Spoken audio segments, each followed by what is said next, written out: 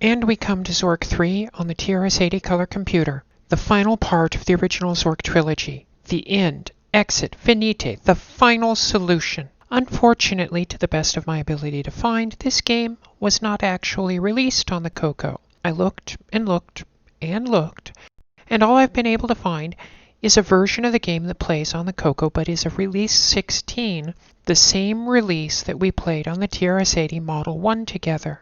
I'm not going to let that stop us though.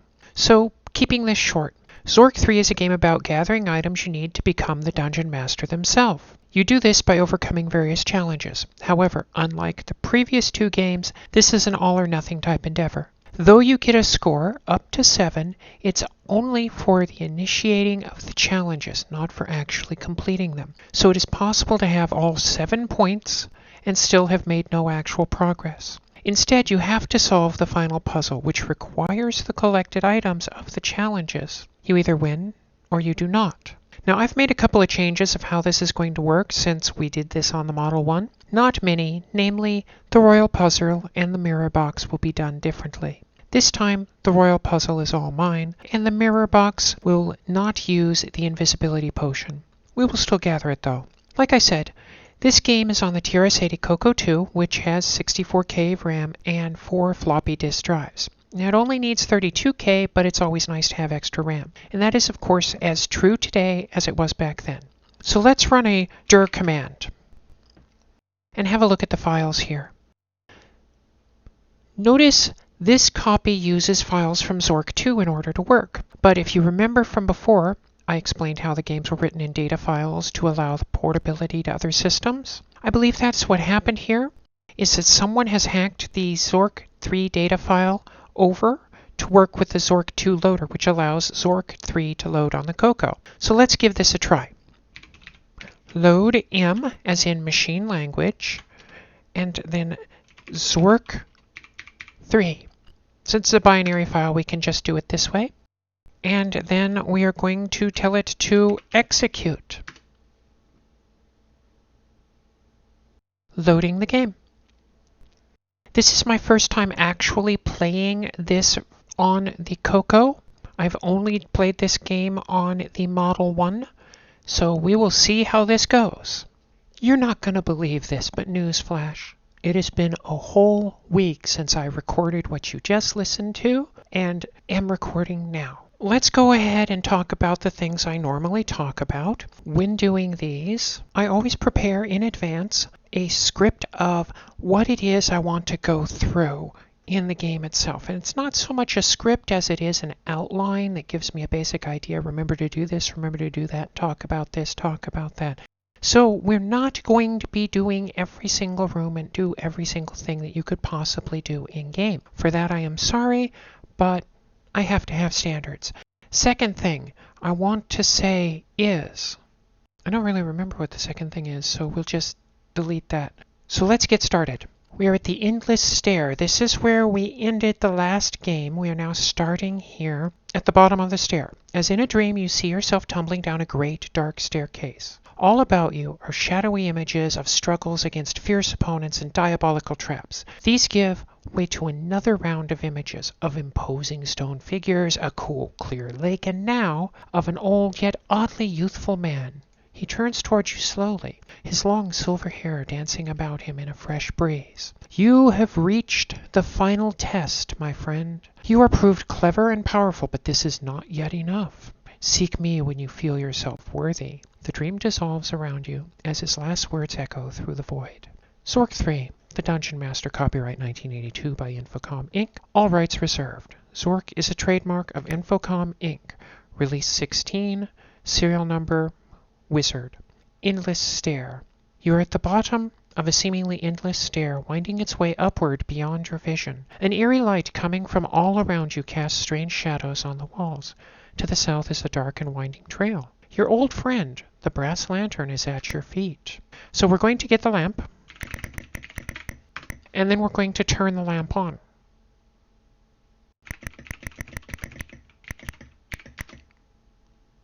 You'll notice that we do not have the sword yet, but the sword will come to us when we need it. We will pass it, though, as you're going to see in just a moment. So we're going to go south, To the junction. You are at the junction of a north-south passage and an east-west passage. To the north, you can make out the bottom of a stairway. The ways to the east and south are relatively cramped, but a wider trail leads to the west. Standing before you is a great rock. Embedded within it is an elvish sword. So that's the sword that we had in the first and second parts of Zork, but now we're in the third part and it's stuck in a rock, and we could try all we want to pull that sword out of the rock. We are not worthy. It is not going to happen. So we're going to go west to the barren area. You are west of the junction where the rock-bound passage widens out into a large flat area. Although the land here is barren, you can see vegetation to the west. South of here is a mighty wall of stone, ancient and crumbling. To the southwest, the wall is decayed enough to form an opening through which seeps a thin mist. A trail dips sharply into the rocky terrain to the northwest. So we're going to go west one more time to the cliff. This is a remarkable spot in the dungeon. Perhaps 200 feet above you is a gaping hole in the earth's surface through which pours bright sunshine. A few seedlings from the world above, nurtured by the sunlight and occasional rains, have grown into giant trees, making this the virtual oasis in the desert of the underground empire. To the west, a sheer precipice dropping nearly 50 feet to the jagged rocks below. The way south is barred by a forbidding stone wall. Crumbling from age, there is a jagged opening in the wall to the southwest, through which leaks a fine mist. The land to the east looks lifeless and barren. A rope is tied to one of the large trees here and is dangling over the side of the cliff, reaching down to the shelf below. It seems as if somebody has been here recently, as there is some fresh bread lying beneath one of the other trees. So let's get the bread, and then we're going to go down. Cliff ledge. This is a rock-strewn ledge near the base of a tall cliff. The bottom of the cliff is another 15 feet below. You have little hope of climbing up the cliff face, but you might be able to scramble down from here, though it's doubtful you could return. A long piece of rope is dangling down from the top of your cliff and is within your reach. A large chest, closed and locked, is lying among the boulders. So we want to use what we have at hand and tie the rope to the chest.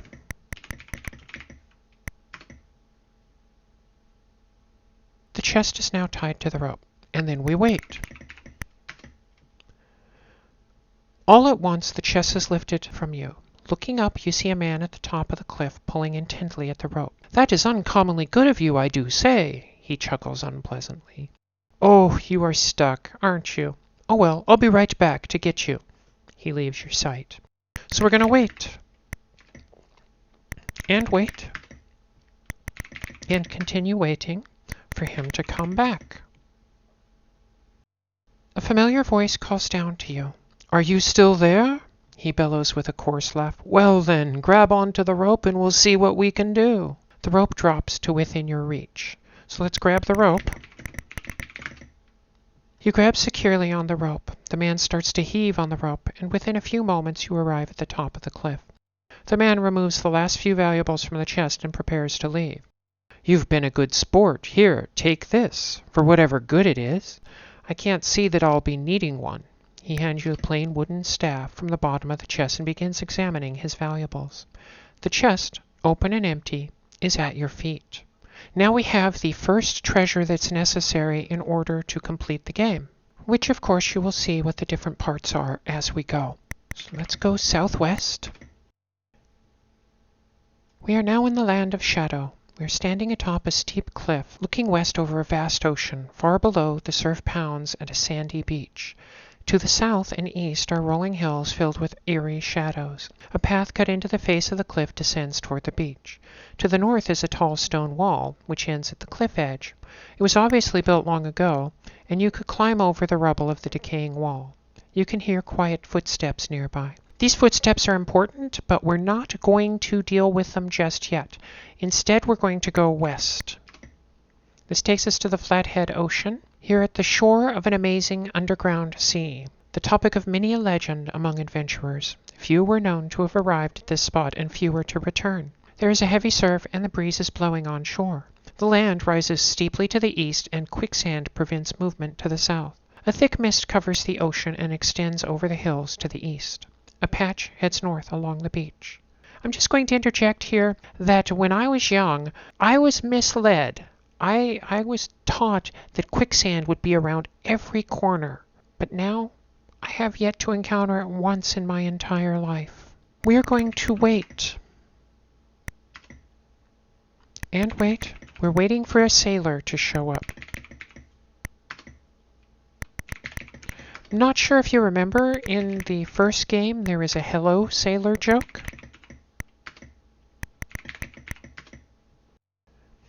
Well, this is part of the payoff of the hello sailor joke. Passing alongside the shore now is an old boat, reminiscent of an ancient Viking ship. Standing on the prow of the ship is an old and crusty sailor, peering out over the misty ocean.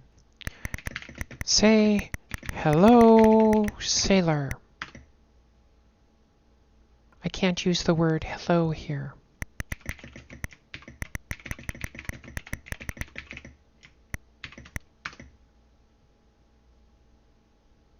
The seaman looks up and maneuvers the boat toward the shore. He cries out, "I have waited 3 ages for someone to say those words and save me from sailing this endless ocean.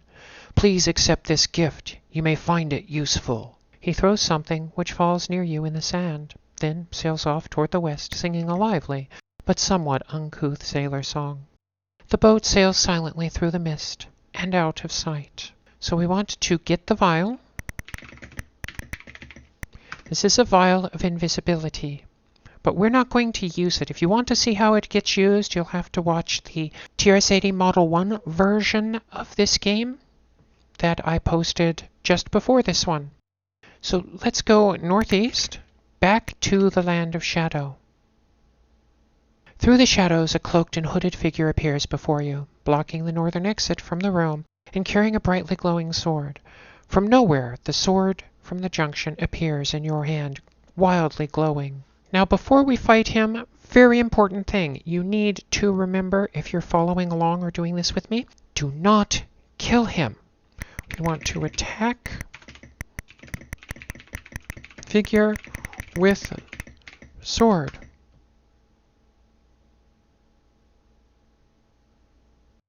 A quick stroke catches the hooded figure off guard. Blood trickles down the figure's arm. The figure has a light wound which hasn't affected its seemingly great strength. The hooded figure stabs nonchalantly with its sword and misses. So we want to...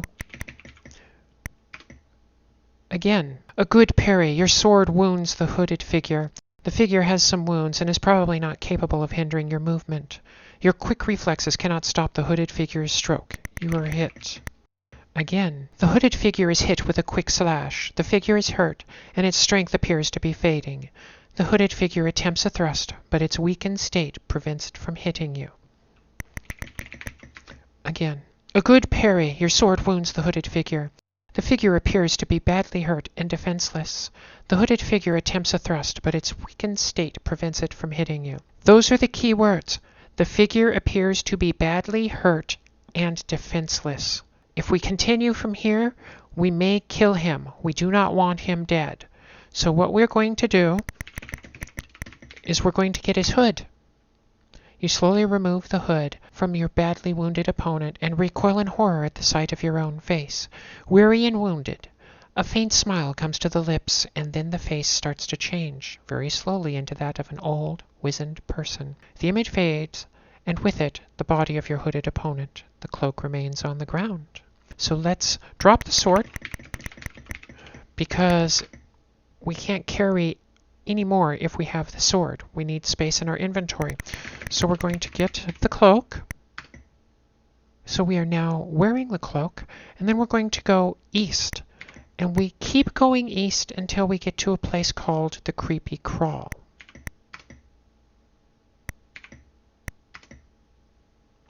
You're in a dark and quite creepy crawlway with passages leading to the north, east, south, and southwest.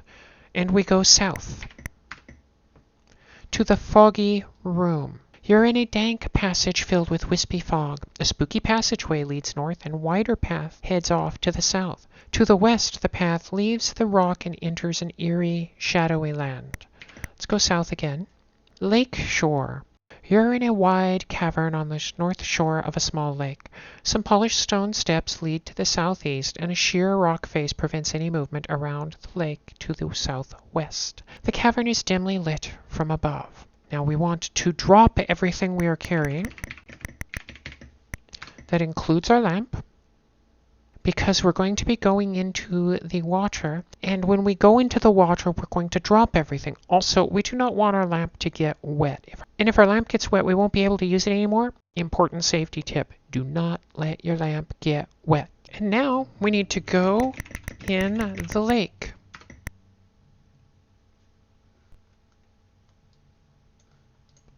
You are nearly paralyzed by the icy waters as you swim into the center of the lake. On the lake, you are floating on the surface of the lake. The water is ice cold, and your ability to survive here for long is very questionable. A swim north puts you at the starting point. Conditions to the east are poor, where the lake turns into a swamp. The west and south shores are suitable for walking, however. So what we want to do is we want to go down. Underwater. You are below the surface of the lake. It turns out that the lake is quite shallow, and the bottom is only a few feet below you. Considering the frigid temperature of the water, you should probably not plan an extended stay. The lake bottom is sandy, and a few hardy plants and algae live there. Out of the corner of your eye, a small, shiny object appears in the sand. A moment later, it's gone. Well, we want the object, and the thing is, we're not always going to be able to pick up the object on the first, or the second, or the third, or even the 15th try. We just have to keep trying. But if we fail and we stay around, the water is going to kill us by freezing us. Hypothermia, not a good thing. So we're going to try and get it, and if we don't get it, we're going to go up, get out of the lake, and come back. So let's get the object.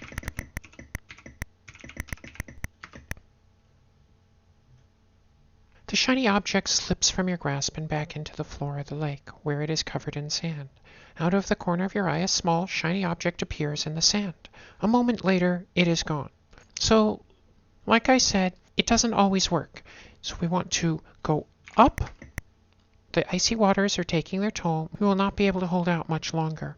The keywords that we are looking for are you are becoming very weak, leave the water before you drown. Don't want that to happen. So what we're going to do is we're going to go west to the western shore. You're on the western shore of the lake. The ground here is quite hard, but a few sickly reeds manage to grow near the water's edge.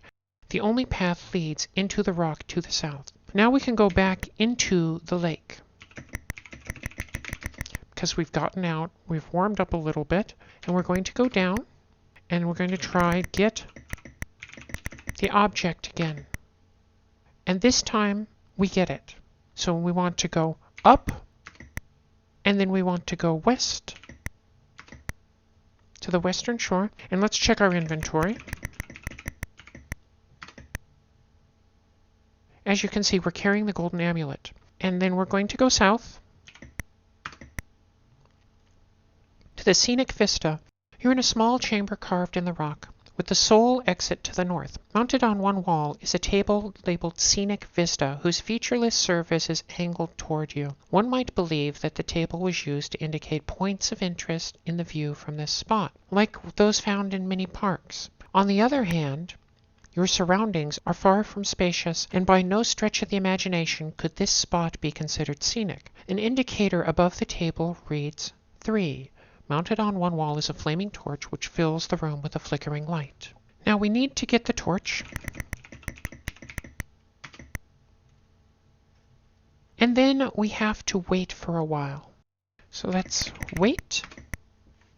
The indicator above the table flickers briefly, then changes to 4. And we wait again. And we wait. And we're waiting for the indicator to change to the Roman numeral 2.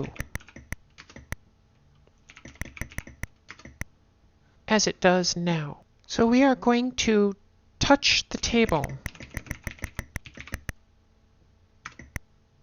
You touch the table and are instantly transported to another place. Room 8. I'm not sure if you remember Room 8 from Zork 2. It's just to the west of the carousel room. But this is a small chamber carved out of the rock. at the end of a short crawl. On the wall is crudely chiseled the number 8. The only apparent exit to the east seems to be a blur, and a loud whirring sound resounds through the rock. A spray can is in the corner. In large type is the legend, Frobah's Magic Grue Repellent. So let's get the Grue Repellent.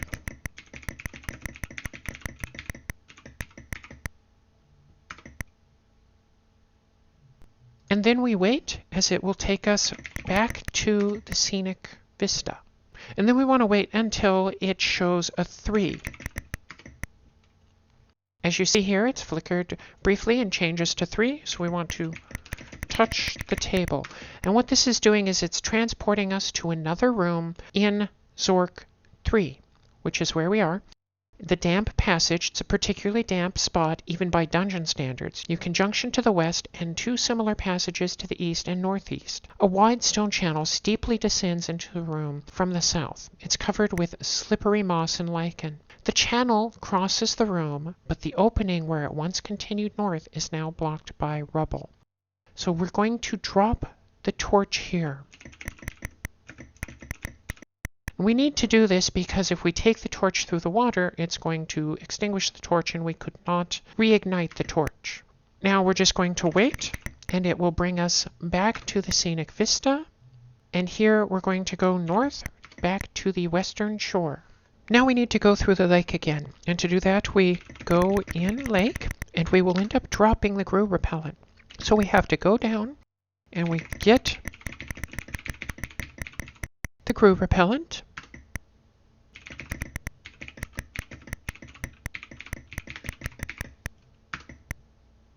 Taken, and then we're going to go up.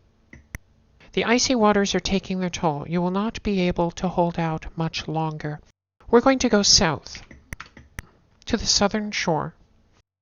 You're on the south shore of the lake. Rock formations prevent movement to the west, and thickening swamp to the east makes going all but impossible.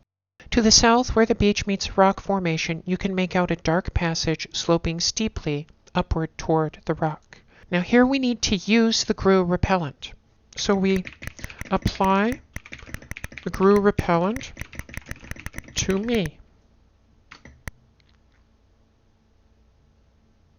The spray smells like a mixture of old socks and burning rubber. If I were a Grue, I'd be sure to stay clear. And now we're going to go south, and this is where it is pitch black, so we can't see anything, but we're not going to be eaten by a Grue because we have the repellent on us. We're going to go south again. There's sinister gurgling noises in the darkness all around you. It is pitch black. The ground continues to slope upwards away from the lake. You can barely detect a dim light from the east. And we want to go to the east. This is the key room. You're between some rock and a dark place. The room is lit dimly from above, revealing a lone dark path sloping down to the west. To one side of the room is a large manhole cover. The light from above seems to be focused in the center of the room, where a single key is lying in the dust. We need the key. Now that we have the key, we're going to diverge from what we did in the Model 1 playthrough. Instead of heading back to the lake, we are going to move the cover. The reason, by the way, is if you go back, the Grue Repellent will wear off before you get to the lake, and you will be eaten by a Grue. So instead, we're going to move the cover, because we're given much more time in the COCO version than we were given in the Model 1 version in order to do this. The cover is moved a bit to one side, revealing a small hole leading into the darkness. That horrible smell is much less pungent now, and we want to go down into the aqueduct. You're in a wide stone channel, part of the water supply system for the Great Underground Empire. The source of water was a waterfall to the south, which has long since dried up. Water flowed along the aqueduct to the north. This region is lit from above, although the source of light is not apparent. We want to go north, and this takes us to the High Arch. You are now on one of the tallest arches of the aqueduct, hundreds of feet above a rocky chasm. The immensity of the aqueduct project is apparent from here. Stone supports rise from the rock floor to form massive arches which traverse the region from the north to the south. The water-carrying channel here is wide and deep. To the west and far below, you can make out a balcony which must command a wide view of the aqueduct. This high arch is what collapses in the earthquake. But since the earthquake has not happened yet, we're going to go ahead and just use the high arch. So we're going to go north. Water slide. You are near the northern end of this segment of the aqueduct system. To the south and slightly uphill, the bulk of the aqueduct looms ominously, towering above the gorge. To the north, the water channel drops precipitously and enters a rocky hole. The damp moss and lichen would certainly make that a one-way trip. There's a great tremor from within the earth. The entire dungeon shakes violently and loose debris falls from above you. The channel beneath your feet trembles, then the channel just to the south collapses and falls into the chasm. We just missed getting crushed to death. And we're going to go north one more time to the damp passage. Now remember where we dropped the torch? This is where we dropped the torch. So we want to get the torch, and then we go west to the junction. Standing before you is a great rock. And then we go south to the creepy crawl, east to the tight squeeze. It's a very low and narrow passage leading east-west. And we go east again to the crystal grotto. This is a chamber of breathtaking beauty. Mighty stalagmites form crystalline-encrusted rock formations. Phosphorescent mosses, fed by a trickle of water from above, make the crystals glow and sparkle with every color of the rainbow. There is an opening to the west, and a man-made passage heads to the south. And we're going to go south to the Royal Hall. This is the north end of a large hall with a vaulted ceiling. A long tiled hallway leads to north through the tall arch. Although the purpose of this room is unclear, there's a large rendering of the royal seal of the Lord Dimwit Flathead carved in the wall. And we'll go south again to the great door. This is the south end of a monumental hall, full of debris from a recent earthquake. To the east is a great iron door rusted shut. To its right, however, is a gaping cleft in the rock and behind a cleared area. Now, normally we would have to wait for the earthquake to occur if it had not occurred, but since it has happened, we do not have to wait. Instead, we can just go through. So let's go and do some time travel. We go east to the museum entrance. This is the entrance to the Royal Museum, the finest and grandest in the great underground empire. To the south, down a few steps, is the entrance to the Royal Puzzle, and to the east, through a stone door, is the Royal Jewel Collection. A wooden door to the north is open and leads to the Museum of Technology. To the west is a great iron door, rusted shut. To its left, however, is a cleft in the rock providing an exit from the museum. Let's go north. We're going after the Gold Machine. Technology Museum. This is a large hall which hosted the technological exhibits of the Great Underground Empire. A door to the south is open. Directly in front of you is a large golden machine which has a seat with a console in front. On the console is a single button and the dial connected to a 3-digit display which reads 948. The machine is surprisingly shiny and shows few signs of age. A strange gray machine shaped somewhat like a clothes dryer is on one side of the room. On the other side of the room is a powerful-looking black machine, a tight tangle of wires, pipes, and motors. A plaque is mounted near the door. The writing is faded, however, and cannot be made out clearly. The two machines seem to be in bad shape, rusting in many spots. Now we want to push this gold machine to the south.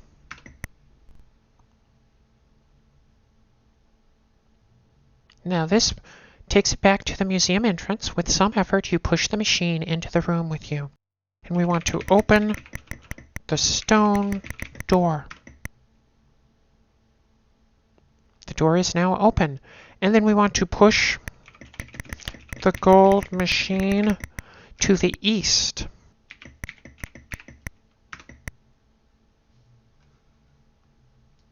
Jewel room. You're in a high-ceiling chamber, in the middle of which sits a tall, round steel cage, which is securely locked. In the middle of the cage is a pedestal on which sit the crown jewels of the Great Underground Empire, a scepter, a jeweled knife, and a golden ring. A small bronze plaque, now tarnished, is on the cage. With some effort, you push the machine into the room with you. Let's read the plaque. We did not read the other plaque because it could not be read, but this one can be. Crown Jewels, presented to the Royal Museum by His Gracious Lord Dimwit Flathead, dedicated 777 GUE. This is important because it tells us when this cage was built.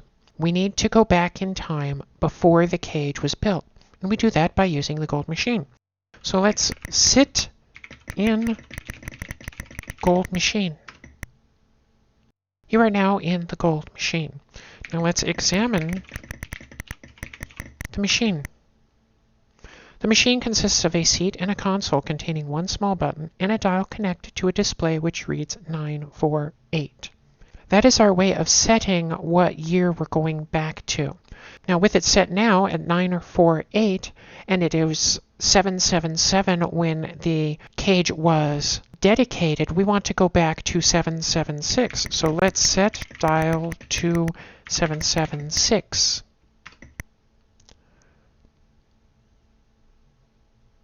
The dial is set to 776, and then push the button.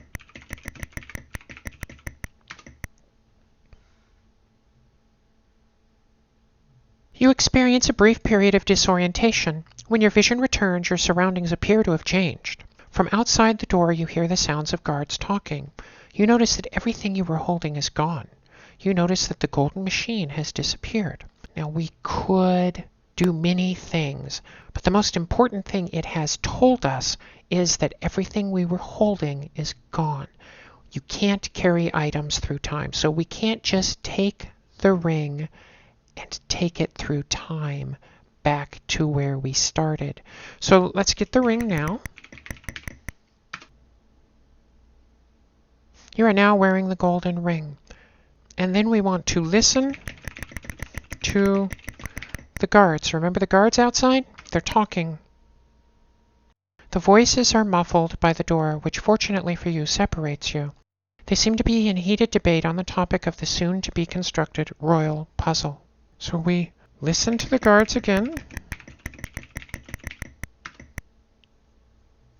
And this time they are in a heated debate on the topic of the excessive nature of the royal government.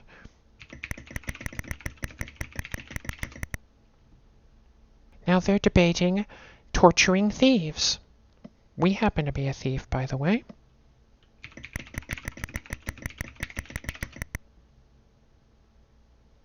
On the banishment of the Wizard of Frobos.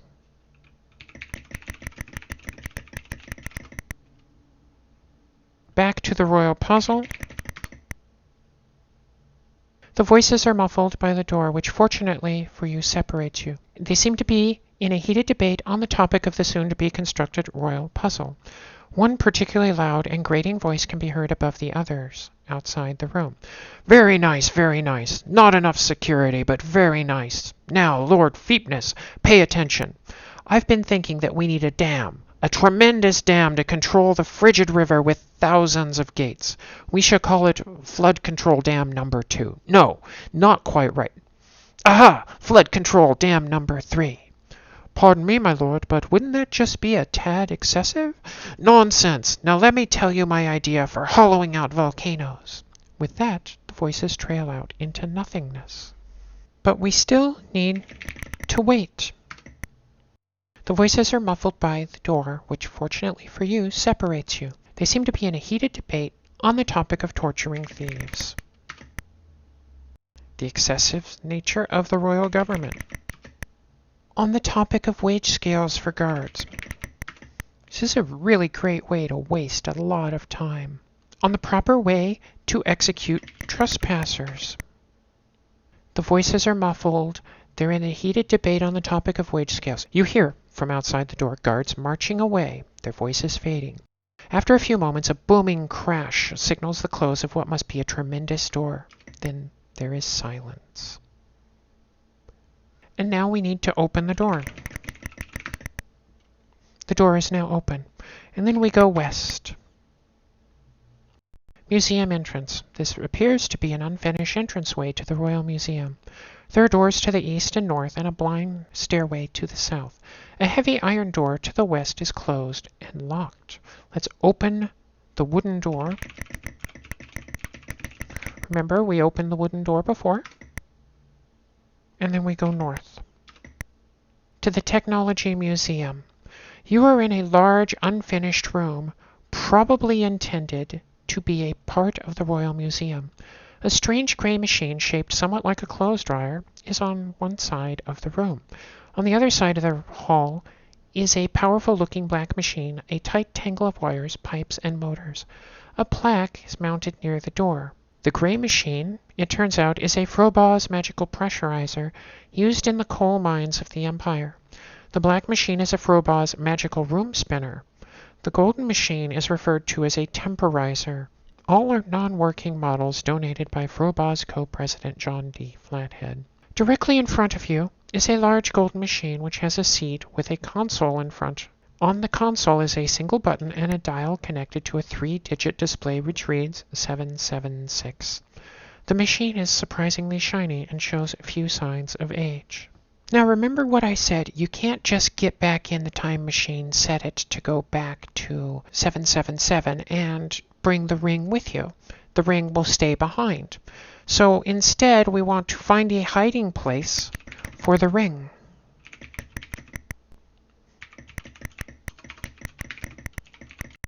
And under the seat is the perfect place. The ring is concealed underneath the seat. And now all we can do is wait.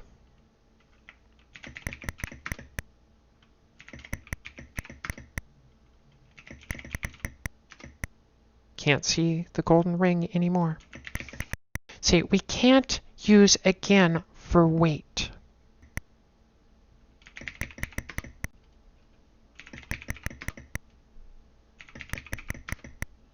You start to feel lightheaded and quickly become completely disoriented.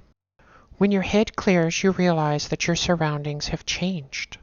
Let's look around, and you see all of the things that we had with us when we left are here. So we want to get all, and then open the stone door. Go west, open the wooden door,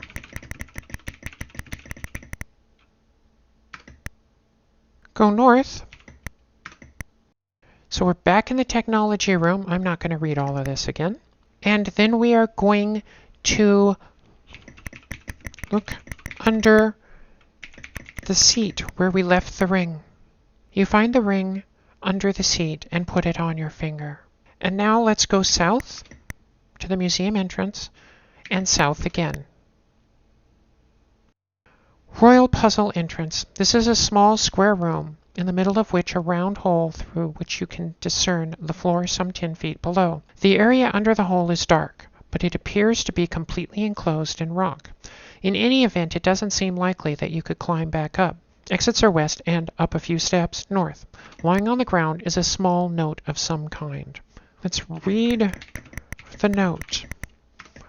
Notice we do not pick the note up. Warning, the royal puzzle is dangerous and it is possible to become trapped within its confines. Please do not enter the puzzle after hours when museum personnel are not present. So, what exactly is the royal puzzle? The royal puzzle is basically a sokoban. It's a warehouse keeper puzzle, which is a type of sliding puzzle.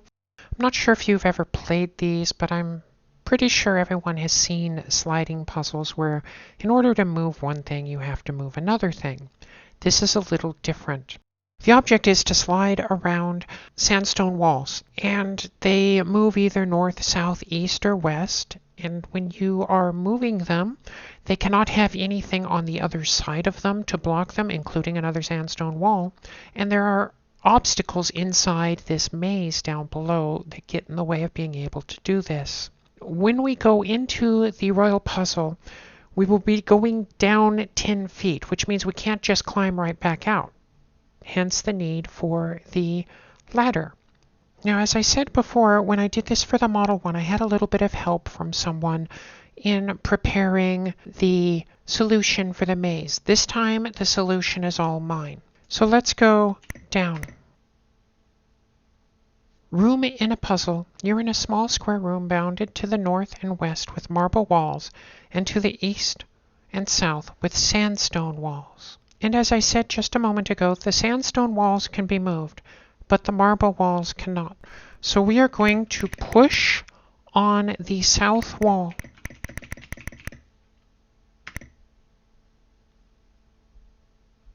The wall slides forward and you follow it. The architecture of this region is getting complex, so that further descriptions will be diagrams of the immediate vicinity in a 3x3 grid. The walls here are rock, but of two different types, sandstone and marble. The following notations will be used. ... your position, middle of grid. Marble wall. SS, sandstone wall. ? Unknown, blocked by walls.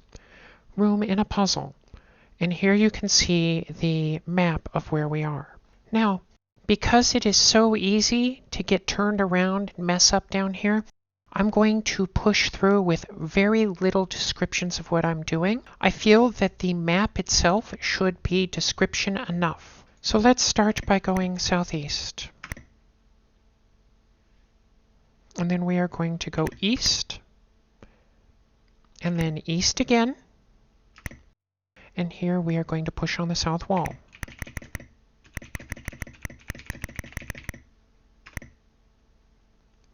As you can see here, it's a depression in the floor, and we're going to get an old dusty book out of a niche.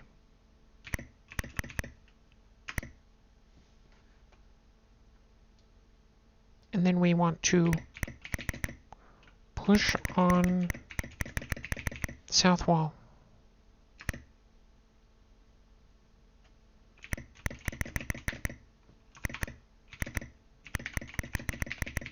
Push on the west wall. And again. And then we go southeast.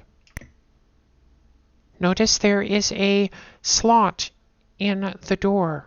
This slot is one of the two exits from the maze, but it costs you the book in order to get the exit. You need the book in order to complete the game, but you won't know that until you get to the end of the game. So we're not going to use the book. Instead, we're going to continue with the puzzle.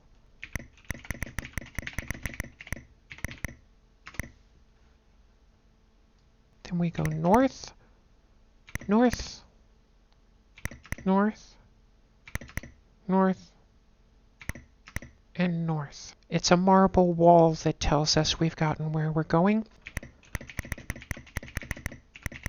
Just going to push east wall. Then we go southwest, south, southeast. We go south again. And then we go southeast. And then we go northeast. And then we go north, north, and we push on the west wall. We can say either push west wall or push on west wall. It means the same thing. Now we want to go southeast, south, southwest, west, west, northwest, north, northwest, north, and we're going to push on east wall. And then we want to push on the east wall twice again.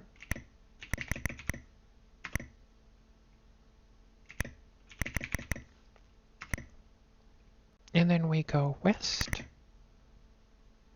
southwest, southeast, southeast again, and we push on the east wall.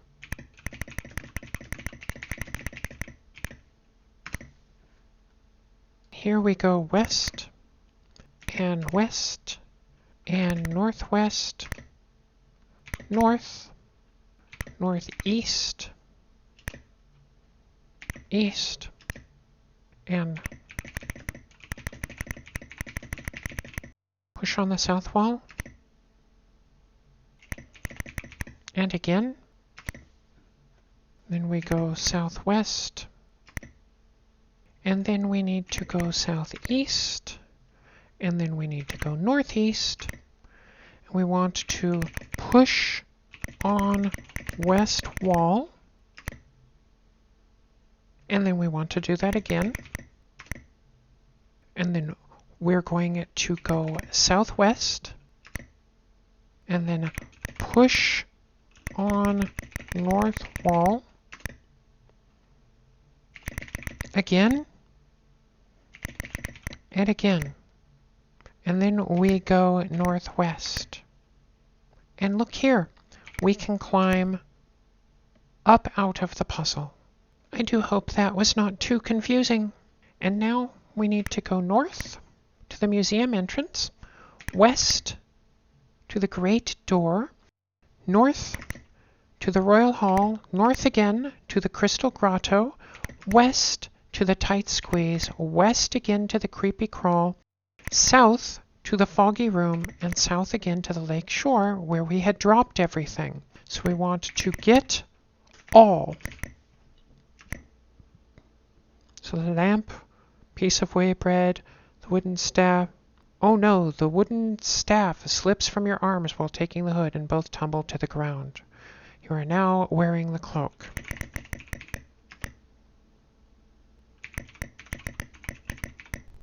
See what we're carrying. Let's drop the key and drop the crew repellent.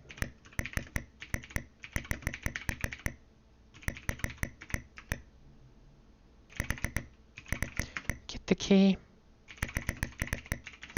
Get the staff.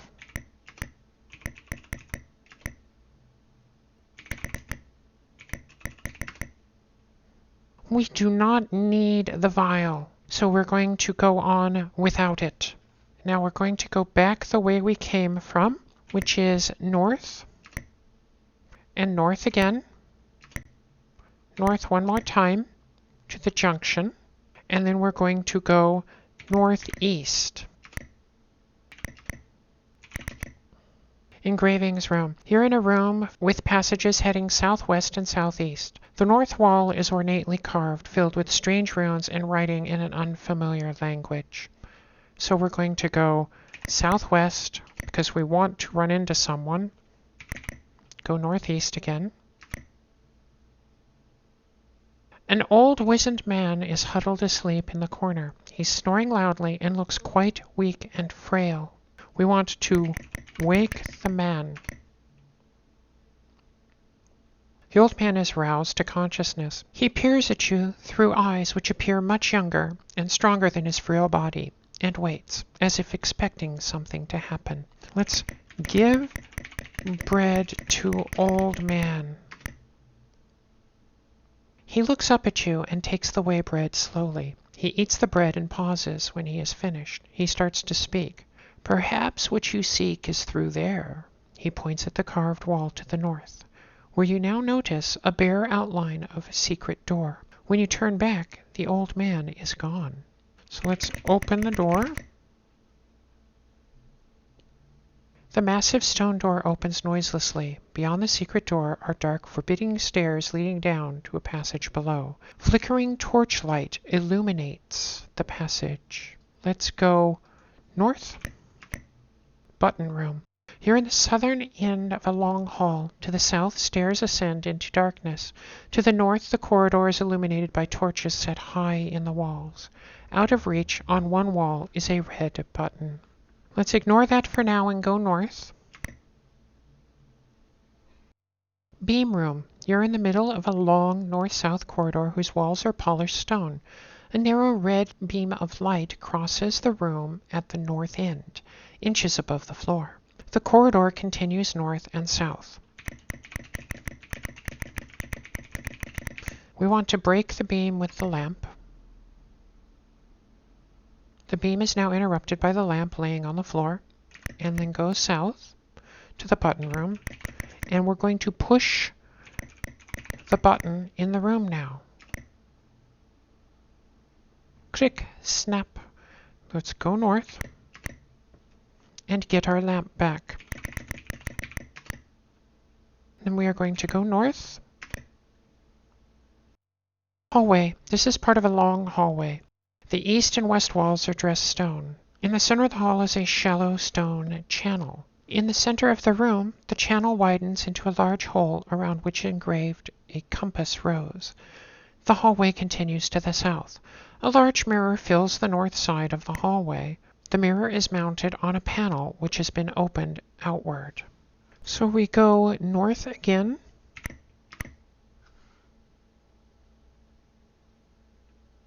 And we are inside mirror.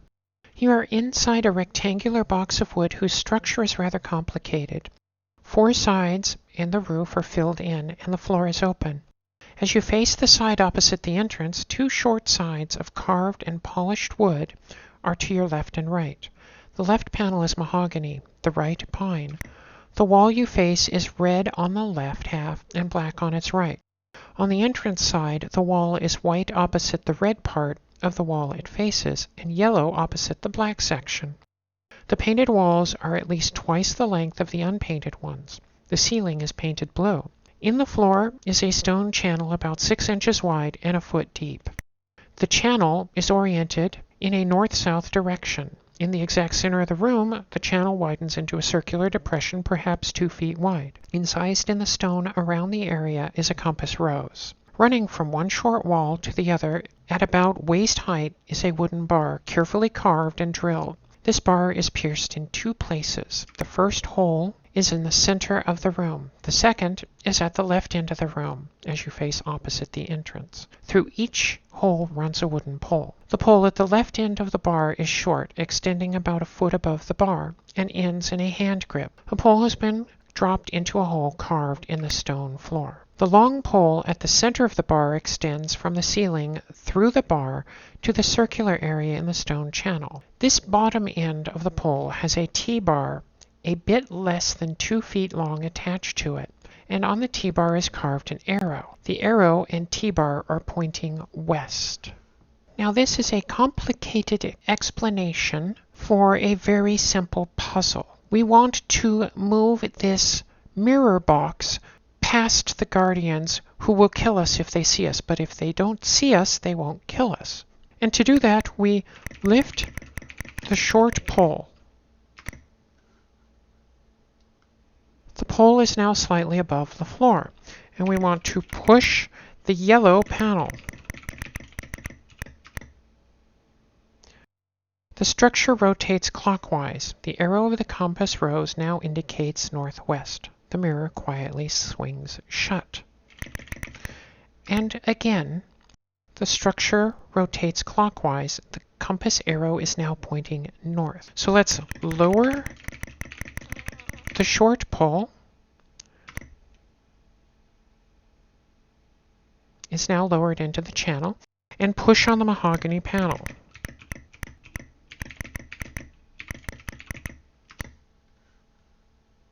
I'm really horrible at spelling the word mahogany.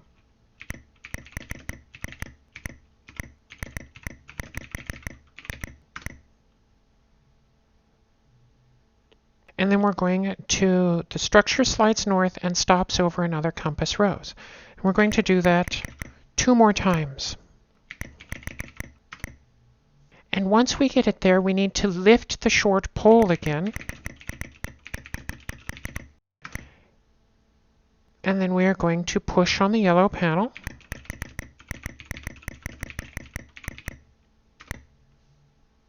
And the structure rotates clockwise, and the arrow indicates northeast. So let's rotate it 3 more times.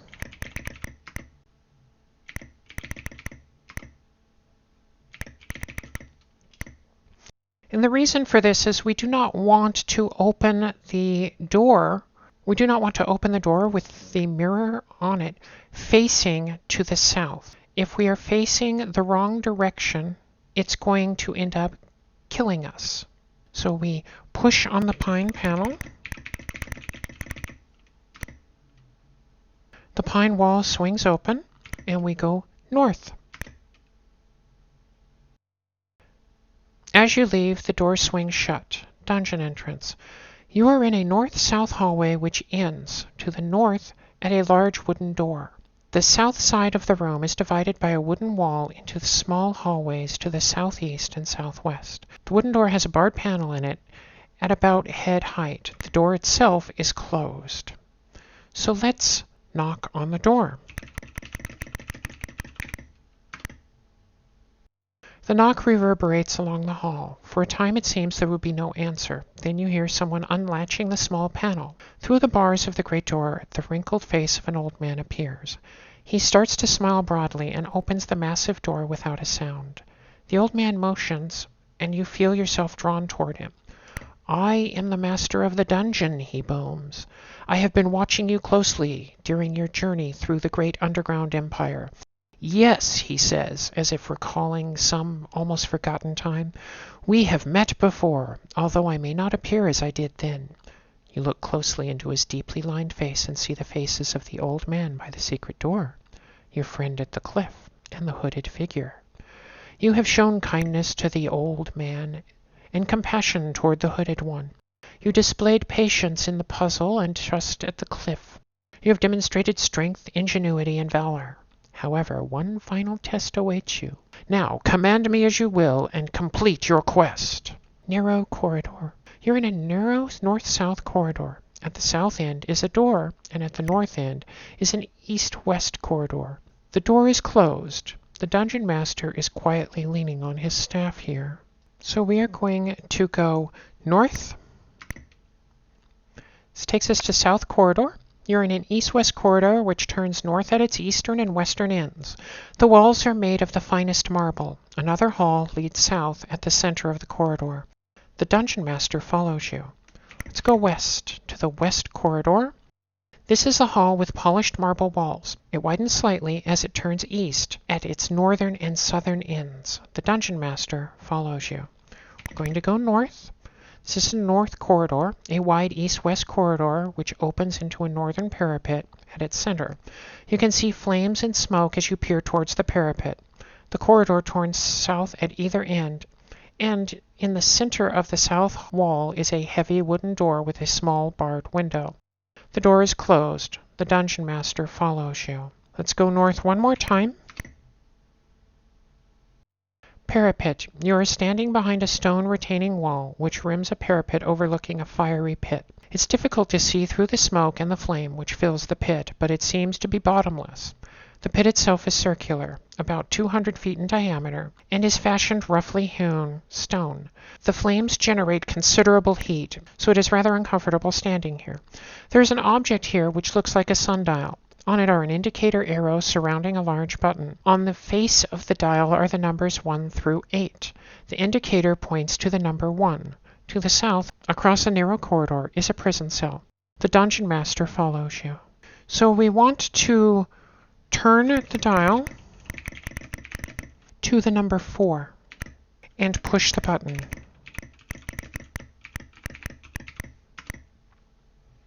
I've tested all the others, and 4 is the one that we want. The button depresses with a slight click and pops back. Now let's tell the dungeon master to stay. Stay, dungeon master. Good dungeon master. Now we're going to go south, and we want to open the door. And we go into the cell. Prison cell. You are in a featureless prison cell. You can see an east-west corridor outside the cell door.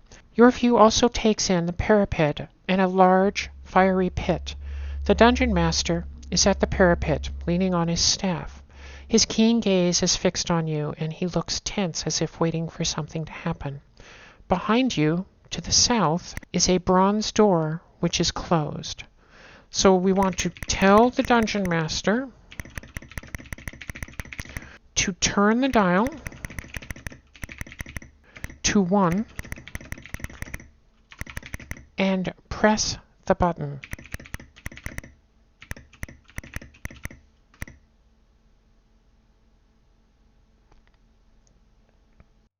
If you wish, he replies. You are in a bare prison cell. Its wooden door is securely fastened, and you can see only flames and smoke through its small window. On the south wall is a bronze door which seems to be closed. You notice the cell door is now closed. So let's unlock the bronze door with the key.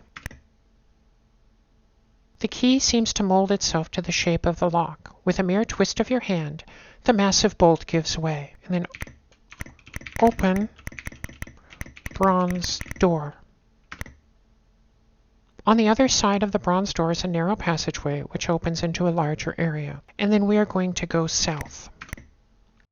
The Treasury of Zork. This is a large room, richly appointed in a style that bespeaks exquisite taste. To judge from its contents, it is the ultimate storehouse of the wealth of the great underground empire. There are chests containing precious jewels, mountains of Zork mids, rare paintings, ancient statuary, and beguiling curios. On one wall is an annotated map of the empire showing the locations of various troves of treasure, and of many superior scenic views. On a desk at the far end of the room are stock certificates representing controlling interest in Frobaz Co. International, the multinational conglomerate and parent company of the Frobaz Magic Boat Company, etc.